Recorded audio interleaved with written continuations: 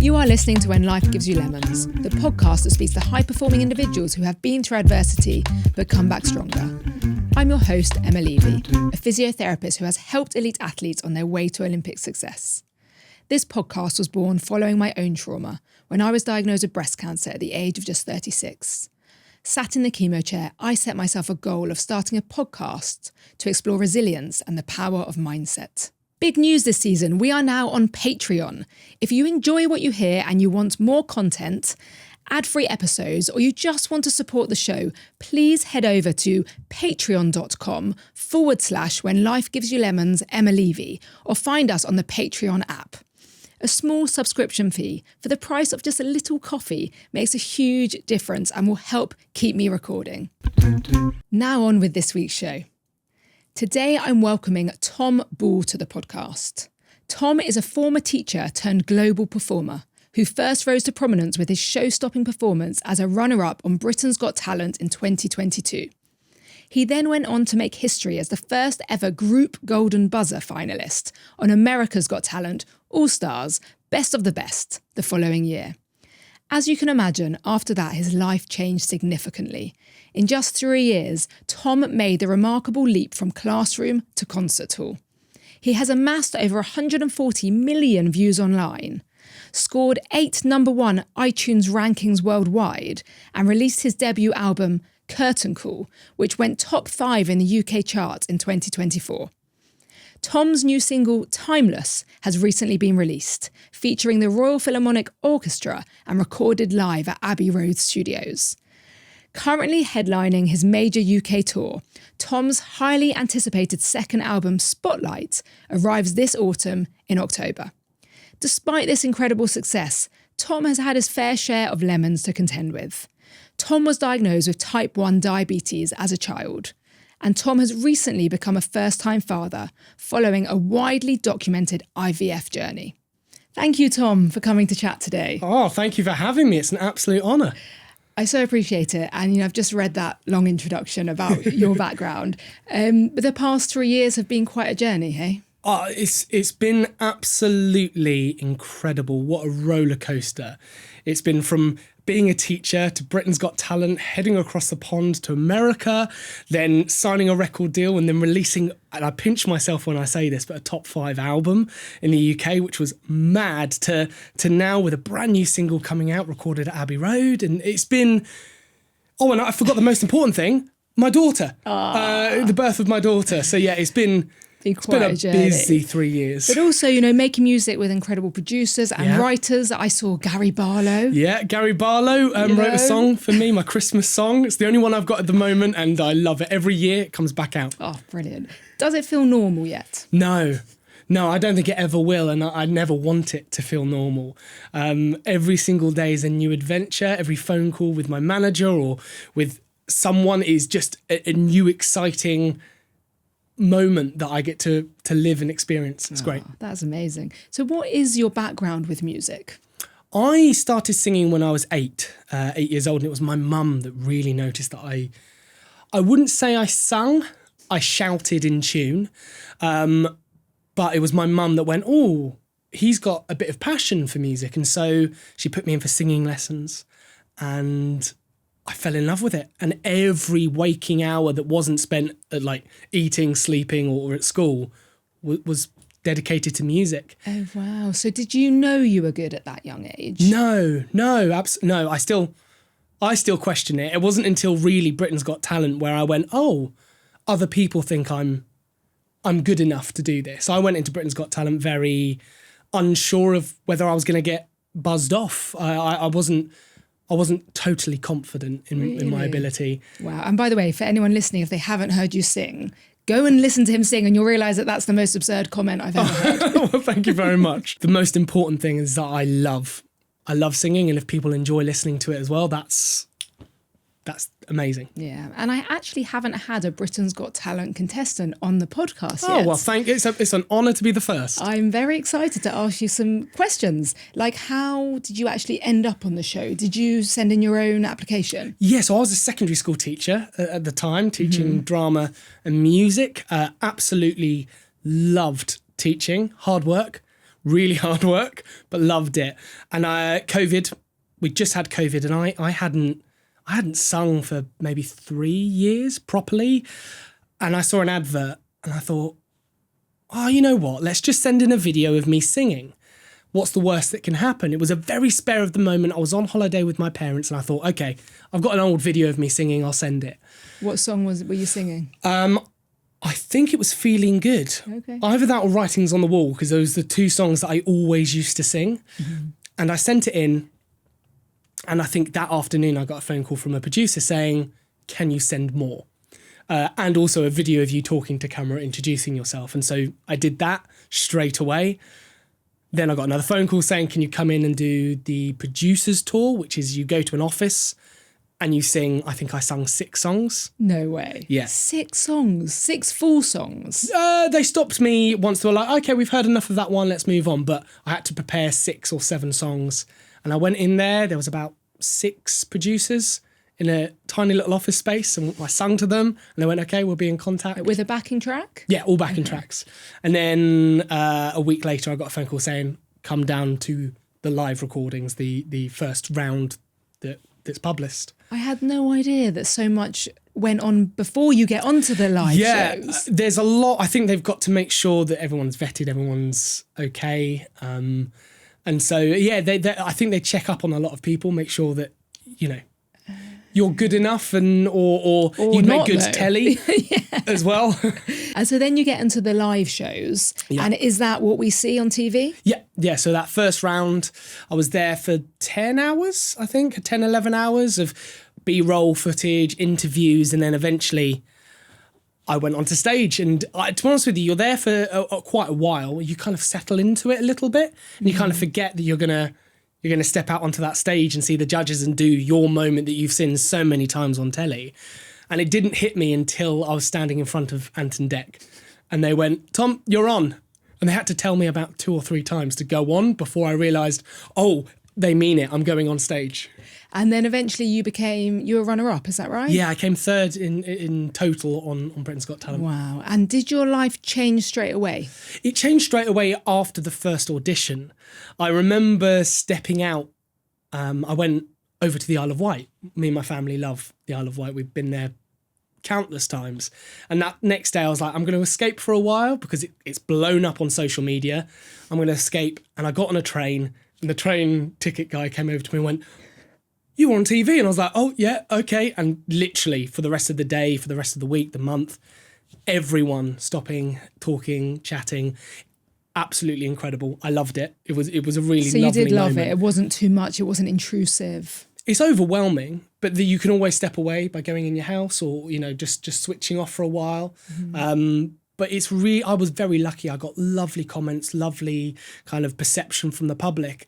And so going out on the street was really positive for me. And then you went back to your teaching job? Yep, I finished teaching for the remaining, I think it was 7 weeks after the final. I wanted to make sure. Students must have loved that.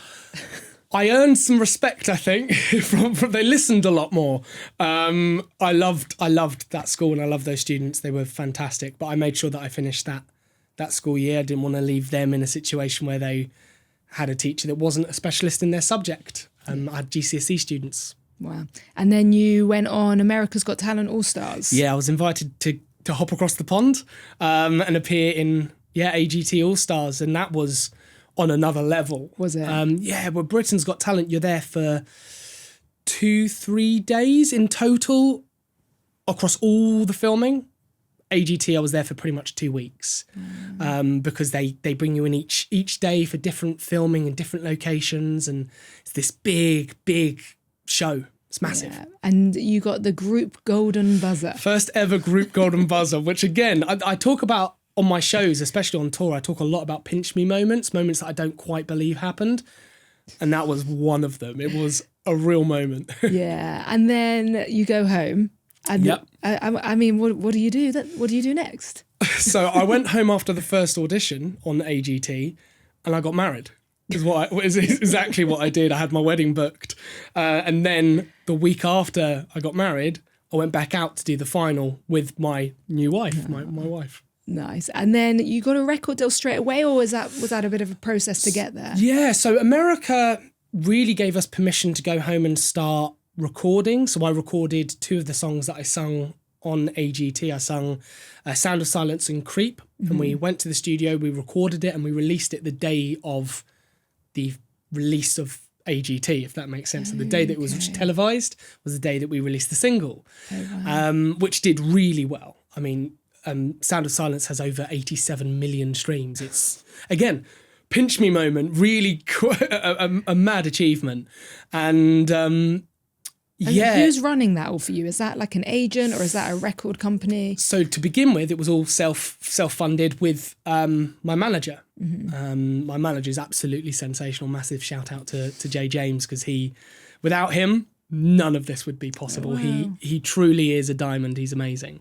And he helped to choreograph the entire kind of release. And we released 3 songs. And from those 3 songs, he was able to then go to record labels and talk about record deals. And we managed to sign with an incredible record label called Westway, biggest label in the West End, supporting and signed people such as Lucy Jones, Samantha Barks, all the big names in the West End, Sydney Christmas. And is that your style then? Is it quite West End? I grew up with musical theatre. In fact, it's what my training is in. I went to Trinity Laban here in London for a degree in musical theatre before I went into teaching. And so I've always loved musical theatre and film music as well. Bond. I love the big power ballads. So your new album, is that covers or is that a mixture? There might be a couple of originals on the new album. The first album I did was 50% cover, 50% original. The new one is very much stage and screen, big power ballads, a couple of upbeat numbers, but songs that people will know and recognise. Oh, that's fun. And you're on a UK tour at the moment. Yeah, so we've got 2 legs of this tour. It's good fun. But we've just finished the first leg of the tour, the spring leg, which was 15 dates, I believe, all across the UK.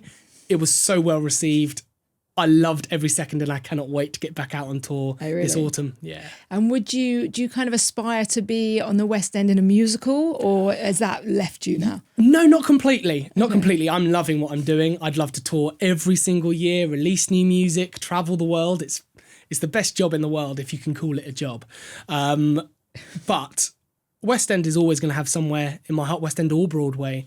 And so I think if the opportunity came along, I'd jump at it. What would be your number one if you could choose to be in anything? Me and my manager have a 1, 3 and 5 year plan. And in that 5-year plan, specifically, is Jean Valjean in Les Mis. Really? That's the goal. Wow. At some point in my life, it'd be lovely to achieve that, even for one night. I think that's going to happen. I can hope. I see it happening. You are an ambassador for Diabetes UK. Yeah, JDRF. Yeah, Breakthrough T1D. So Breakthrough T1D is a charity organisation and research foundation searching for the cure in type 1 diabetes. Right. It used to be called JDRF. They rebranded early this year to Breakthrough T1D, a bit more of an appropriate all-round name for the condition that I was born with when I was 8 years old, or diagnosed when I was 8 years old. So does one get born with type 1 diabetes, or does it develop? Everyone has the ability to develop type 1 diabetes. Type 1 diabetes is an autoimmune condition. We don't really know why you get type 1 diabetes. We know how. We know it's the cells attack the pancreas and destroy it, and there is no returning, no cure, no solution,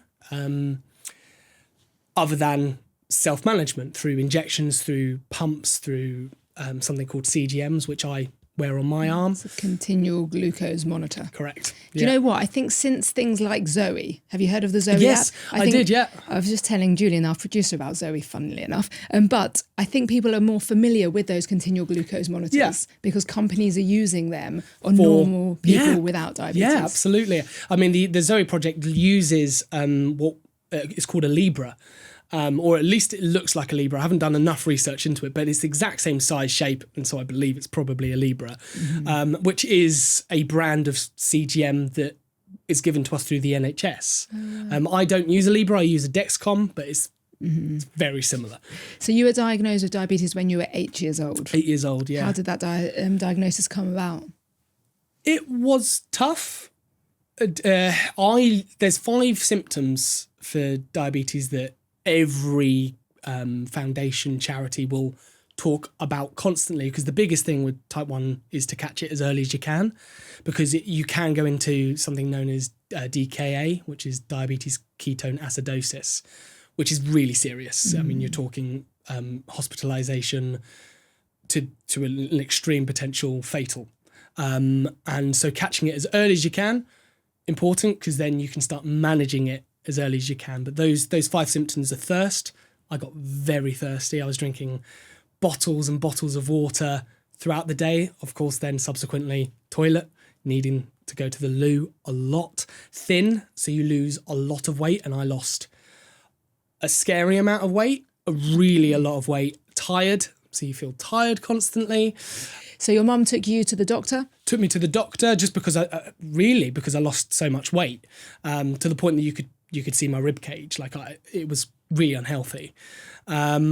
And the doctor did some tests and went, "You need to go to hospital now."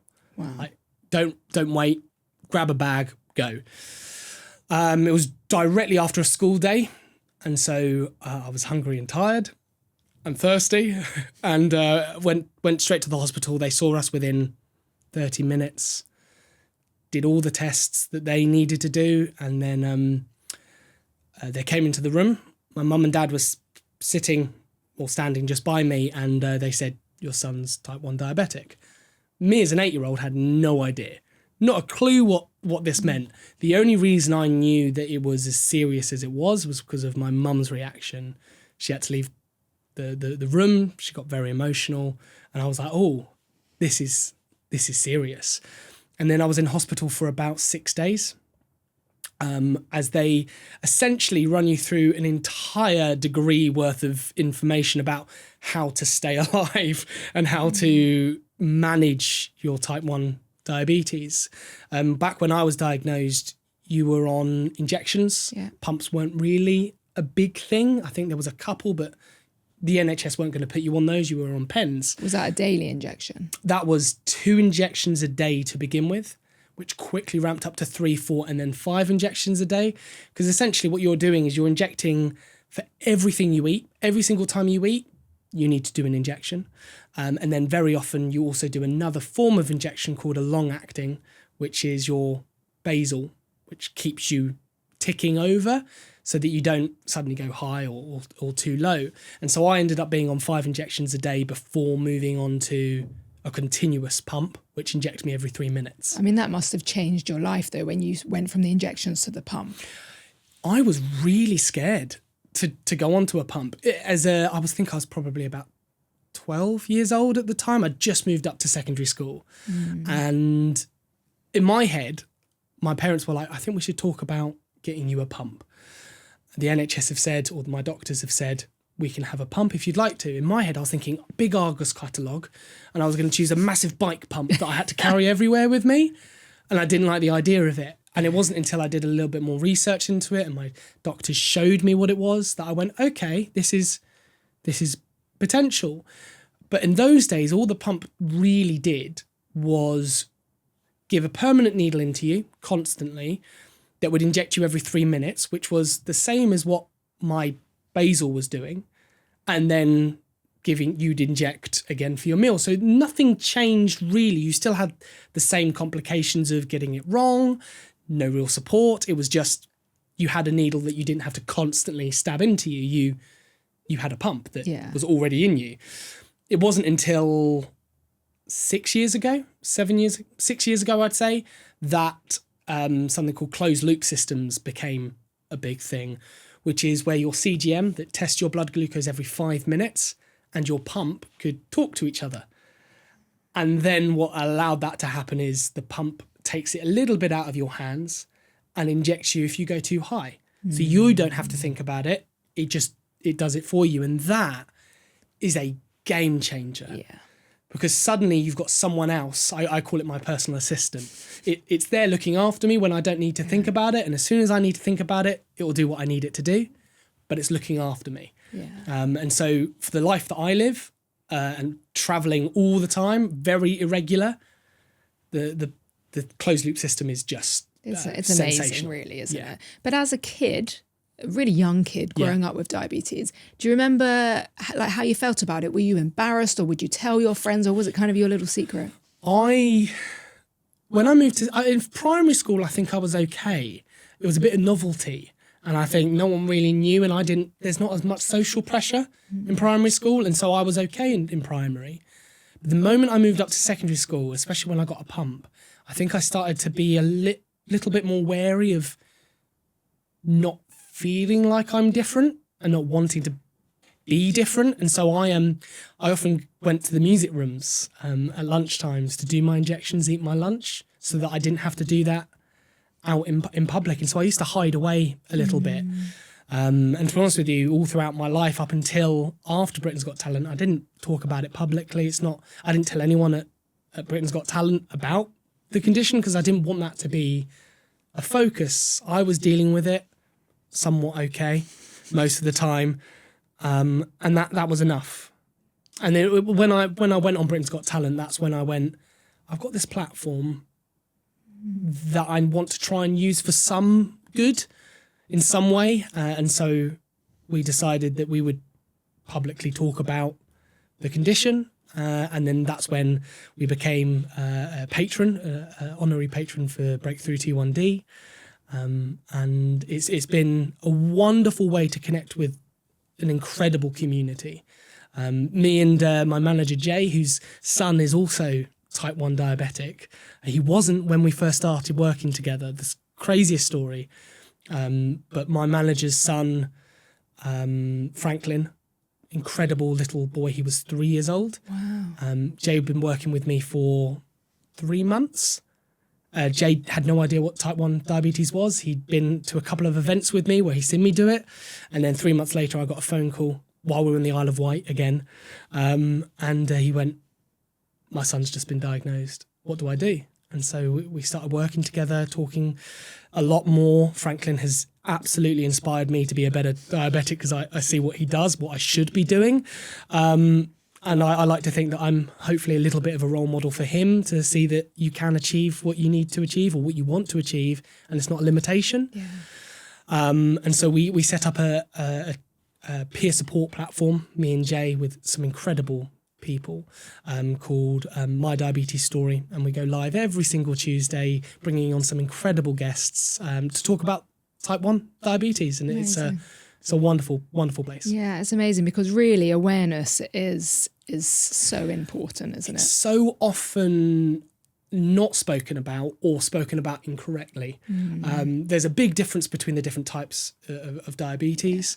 Type 1, type 2, they should almost, in my opinion, be called different things because they are different conditions. Because type 2 diabetes, am I correct that can be brought on with obesity? So type 2, it can be brought on for many reasons, from other underlying conditions or anything, but it's also sometimes a big factor of lifestyle as well. And sometimes the way I like to describe it, and this is not scientific at all, I am not a medical professional, but the way I like to describe type 2 is your pancreas doesn't produce enough insulin to support what you eat. Whether you eat too much or not, your pancreas just doesn't produce enough. So you might have an underlying condition that means it doesn't work to its capacity, or it might be that you've abused your pancreas a little bit and therefore it's struggling. Whereas type 1, you don't have a pancreas essentially. It just doesn't produce insulin for whatever, type 1 is because of an autoimmune reaction. Yeah, but I've had other people say to me that they feel that it sometimes comes with a negative connotation, diabetes. Yeah. Oh, yeah. I mean, I love my TikTok page because every so often I get a lovely little video from a type 1 creator that talks about all the incredible questions. Incredible, probably the wrong word. The annoying questions that we get as type 1s, like, should you be eating that? And, did you have too much sugar growing up? And it's nothing to do with that. But because of the public perception of the word diabetes, it makes you makes people kind of judge it in a certain way. I mean, the big one is, oh, you don't look diabetic. What does that mean? You know, the incredible, there's been some incredible type 1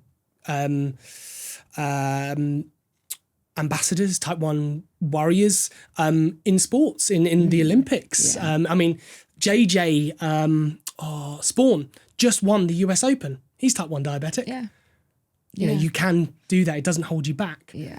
Whereas they used to think it did, but I think the pumps have made a massive difference. And, you know, and also just seeing athletes with their CGMs now on their arms, that's amazing awareness for the diabetes community. Oh yeah, absolutely sensational. I love seeing out and about. It's like you're spotting wild diabetics, but you see, you know, the CGMs on their arm, and you go, oh, diabetic. And if they see yours, there's always that little nod. And you know, that it's been brought up a lot more in media these days, on like films. I believe there was a Disney movie that came out recently that they didn't talk about the diabetes, but one of their characters was wearing a CGM, and I saw it and I went, great. That's brilliant. Fantastic. Yeah, it's representation. Absolutely. Yeah. Something else I wanted to talk to you about, which you've already mentioned, is that you are a recent new dad. I am. Congratulations. Thank you very much. Your daughter's 5 months old. 5 months old, little baby Adeline. Oh. I love her to pieces. How are you finding it all? Sleep is hard. Is it still?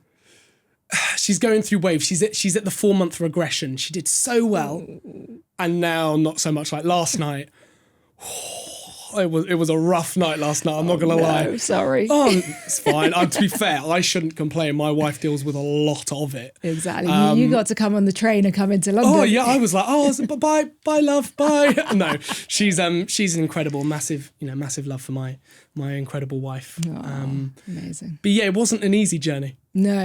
So you have widely documented that you went through IVF, didn't you? We did. We've been trying for many years. We knew that we wanted a family. It was one of Hannah's biggest kind of wants. In fact, the year prior to us doing it, we went round the table and we said New Year's resolutions, or what we hoped for the year. And Hannah's one was to start a family, which really kick-started our gear of going, okay, it's not going to happen naturally. How are we going to do this? How are we going to fund it? Will the NHS fund it? And what does that look like? And we looked into everything from adoption to natural treatments to IVF. And we decided, after consulting so many different doctors and organisations and companies, that IVF was going to be our greatest chance of a birth, Hannah to get pregnant and to give birth. And it was difficult. We were so lucky. I must say, we were incredibly lucky to be successful on the first round of IVF. Was it the first round? Do you know the percentage of success at first round? I don't. Not off the top of my head. I don't think it's that high, though, is it? I don't, but based on purely circumstantial evidence of like talking to lots of friends who've been through it, or connections or friends of friends that have been through it, most of them, if not all of them, it has been second, third, fourth. That's what I've heard as well, which is why I'm saying that, but I'm not sure the actual... I don't know the percentage, unfortunately. No, I agree. And did the NHS support it? No, unfortunately not. How do you get supported on the NHS with it then? So we looked at this about a year and a half, so things might have changed when we did it, but it was all to do with, you've got to have the correct BMI, and it's quite a tight... It was a tight threshold for BMI. Age plays a big factor. Essentially, anything that they think would worsen the chances of IVF working, they're not going to fund, because they see it as potentially not worth the chance. And I get that. There has to be a cut-off at some point. But it's very expensive, IVF, especially to do it privately. We would not have been able to afford to do it if I was a teacher. It just wouldn't. We just wouldn't have done it. So it cuts a lot of people out very early on. It becomes a real consideration of, can you even afford to go for one round, let alone 3, 4, 5? Me and Hannah looked at abroad, because it can be cheaper abroad, but then you've got the flights, you've got accommodation, you've got to stay out there for a while, and so there is no roundabout way of doing it. If the NHS aren't going to fund you, you've got to find the right company that's going to do the right things that you have faith in. Stressful. Yeah, and that's before you even start doing IVF, before you go through the process of the lead up to even the tests. There's medicine that you pay for, which again, it's fully on you if the NHS don't support it. It's you got to pay for the medicines, and so I was taking medicines, Hannah was taking bits, and we to try and improve our chances of a successful egg collection. And so there's so many stages to IVF, and each stage comes with its own anxieties and worries of, is it going to work? From testing to see how many eggs Hannah has got left, to testing to see whether in that ovulation cycle, how many eggs are going to be released, because they try to increase how many eggs so they can collect more. And if any of these tests come back and say there isn't any, that's one round gone. You start again. You start from the beginning. Yeah, because you've started that process. You've got to start the medicines again. You've got to wait for another month, maybe 2 months to let your body settle, and then you go back into it. And then after, they see how many eggs there, then you go in for collection. How many do they collect? And then you wait a couple of days to them tell you whether they're of good quality as well. And then if they're of good quality, you wait 7 days to see if they've matured and survived, or if they're good enough to reimplant. And so we and Hannah, they collected, I believe, and Hannah will kill me if I get this wrong, 7 eggs, which was fantastic. We were not expecting that many. By the time it came to my birthday, the 1st of May, where we did the reinserting, the implanting back in, we only had 2 eggs left. So throughout that week, we were getting messages saying, another one's gone, another one's gone. And we were like, oh God, this might not happen. Yeah. Like, we're losing more and more chances. And so luckily we went in on that day of implanting, and they let us choose which one. One was of a slightly higher grade, so we went, we'll use that one then, please. And the other one's frozen, and it's still frozen to this day. So we have a second chance of another child without having to go through the whole process again. Okay. But that first one implanted, and then you wait to see whether your body accepts it. So every step, there's a big chance of it not working. There's so many things that can go wrong, and it's constantly a stress. I know Hannah really, it's a hard thing for Hannah. It was difficult for the whole family, but Hannah I felt for, especially when I was away. Yeah. She sneakily did a pregnancy test while I was away. Ooh, very sneaky. Because she was meant to wait, including the doctor said, wait for this date. She did it 3 days early before I got home. But I'm so glad she did, because she knew. Did she tell you the result? No. She waited till I got home, and then I walked through the door, and there it was. And I was like, yes! Oh my goodness. How long did the whole process take from start to finish? We started looking at companies in the January, and Adeline was born in the January. So from the term of pregnancy as well, a year. Wow. Without the pregnancy, obviously, it's take off 9 months. Yeah. Okay. So you were very lucky compared to some that takes ages, doesn't it? Yeah. And the unfortunate thing is even when you get pregnant, there is a higher risk chance of a miscarriage as well. And so you've got it, and then you don't really believe this baby's going to happen until you've given birth. Yeah. Because the whole time you're going, the odds are worse off because of IVF. And I'm sure that will improve as time goes on and research and studies get better. But it's a tough process. Yeah, but we often hear it from the female perspective, and we don't often hear it from the dad's side. No, I suppose not. I mean, I can only speak from what I see and how I felt throughout it. And I take my hat off to Hannah, who obviously went through the labour and went through, the growing of Adeline. But yeah, she's amazing. But how did you feel throughout the IVF process? Nervous is the word I would use the whole time, and concerned for Hannah, concerned for us as a family, concerned for the baby growing, at every point there was an anxiety of, what do I do if it goes wrong? How can I support? What can I do further to increase our chances, decrease the risks? It's a constant. I felt like I was constantly on edge of bad news could come any day now, and constantly being prepared for that bad news. And it wasn't an easy labour either, which only added more stress. Adeline ended up being an emergency C-section because her heart rate just plummeted, and we were like, no, get it out. Yeah. Whatever you need to do, this is the most important thing right now. Yeah, but it was a very stressful time for you. And I think a lot of the kind of support is often put in place, again, for the pregnant female. Yeah. So I know this because my husband, we had a couple of miscarriages. And I remember, we've come out with 3 kids now. So, and the more I speak about miscarriages, by the way, the more common I realise it is. Yeah. And people don't talk about it. No. Which for me has made me want to talk about it so that people normalise it. Yeah, you know? Absolutely. But I remember at the time my husband saying not one person ever asked him how he was. Yeah, I think probably only my mum, maybe Jay, asked me, like, how are you holding up? But I suppose in that moment, I'm not thinking about me either. It's within my nature to try and think about Hannah and how she's doing. So I don't think I asked myself how I was doing, and I'm just so overjoyed that she is here. Yeah. And I haven't really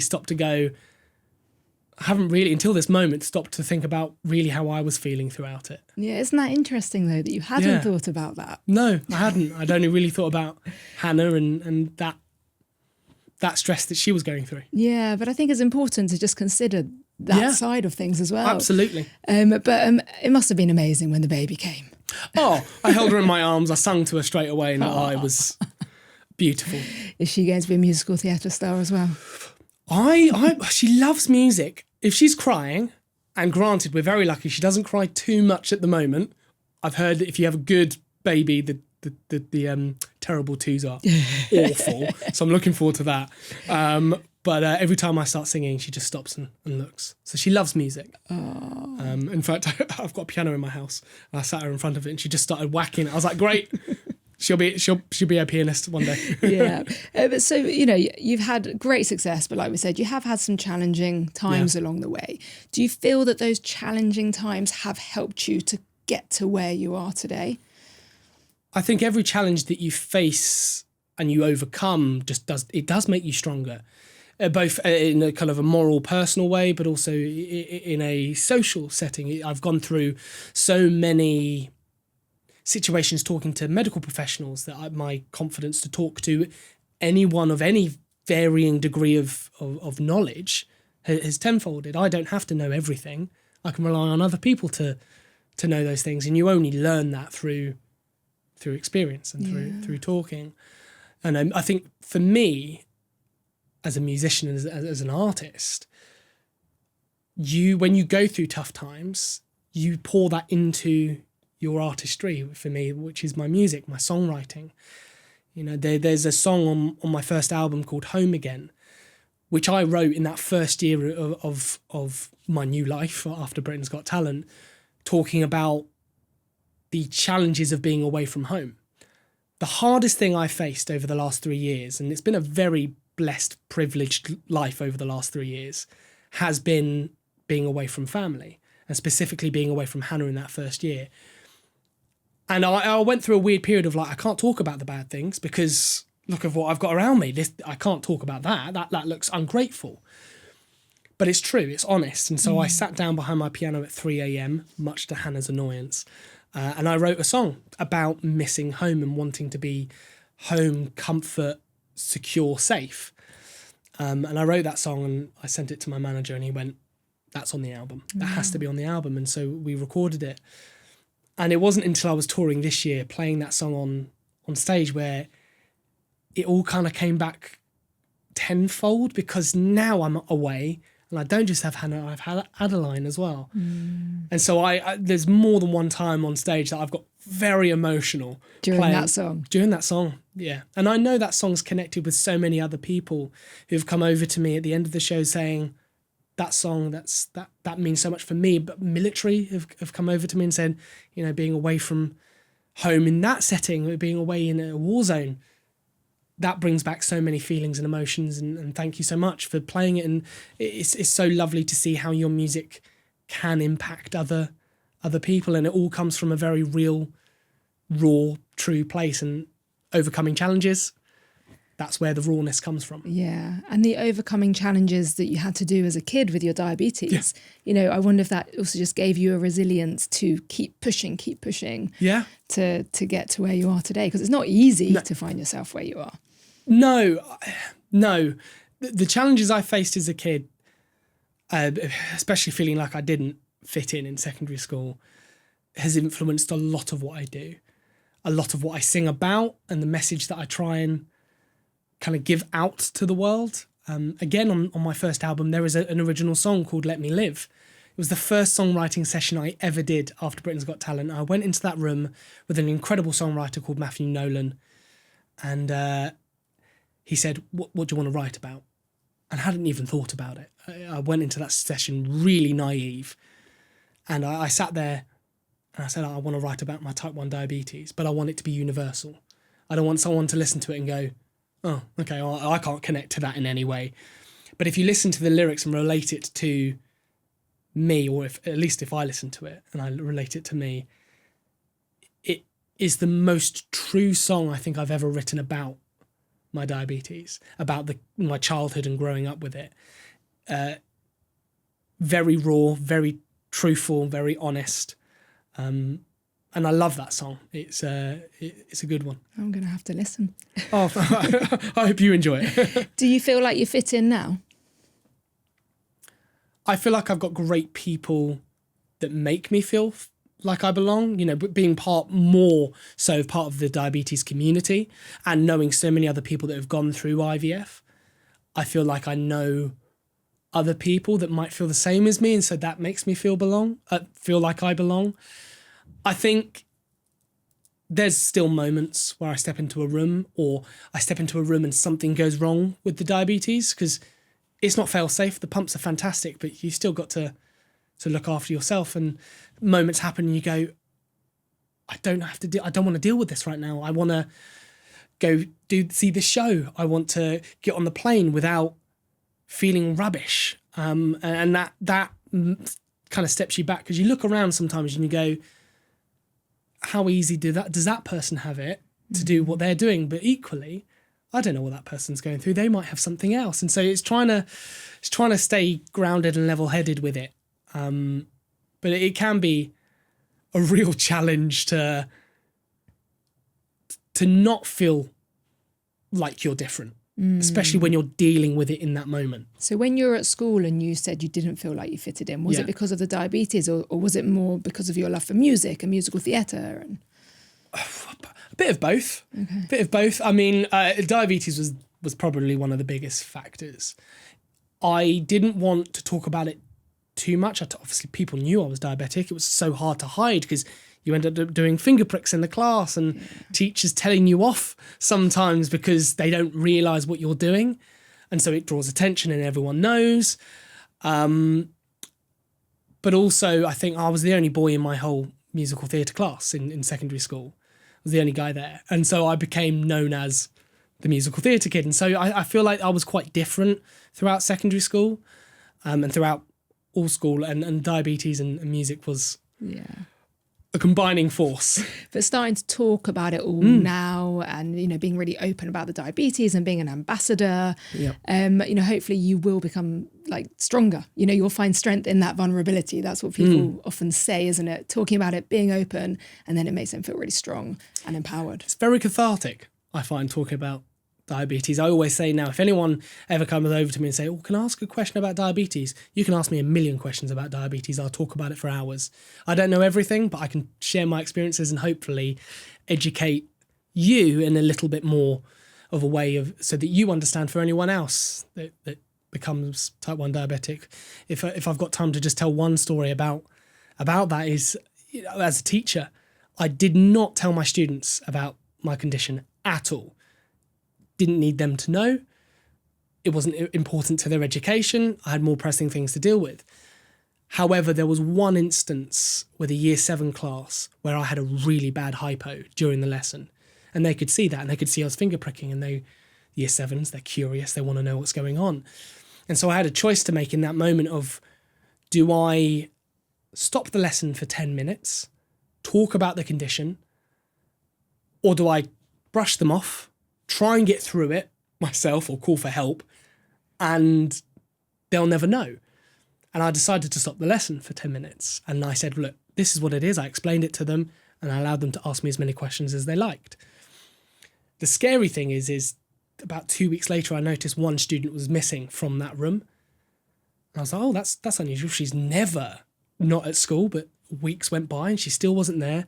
And then it came through that she was diagnosed with type 1 diabetes. And she came in one day, she came over to me and she thanked me, which to this day I think is one of my proudest and also most loveliest memories of being a teacher. She just came over and said, thank you for doing that, sir, because my class knows what I'm going through now. I haven't had to explain it. You've done that for me. And that was really, seeing how I've had an impact on the students in a very real way is second to none. Yeah, that's really special. And that's why you talk about it. Yeah, absolutely.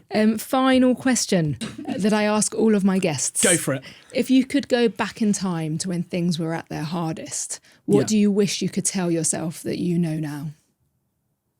Oh, that's such a good question. One I should have prepared an answer for. I didn't give you that opportunity. You didn't. I'm thinking about myself. What would I say to myself? I'm sitting in that room having a hypo. You will find like-minded people. You will find people that are going through the same thing as you. Don't shut them out don't shut them out early, because I did. I didn't want to be part of any diabetes community. I wanted to keep it completely separate. Yeah. That's what I tell them. Thank you. Thank you for giving such a thoughtful answer. Oh, thank you. Thank you, Tom, for talking to us today from classroom to concert hall. It is a reminder that dreams can come true. And your new single, Timeless, is out end of June, isn't it? Yeah, 27th. 27th of June. This Friday. Brilliant. So I can't wait to listen and to continue to follow your journey. Thank you so much. Thank you so much for having me. So here we are, season 8, and I'm going to ask you all a favour now. If you are listening on Apple, Spotify, YouTube, Amazon, please follow the show. By following, rating, and even writing a review, you can really help us grow, and that is what we need. We need a sponsor to help us keep recording, and for that, we need growth. So I would love it if you could please help us out.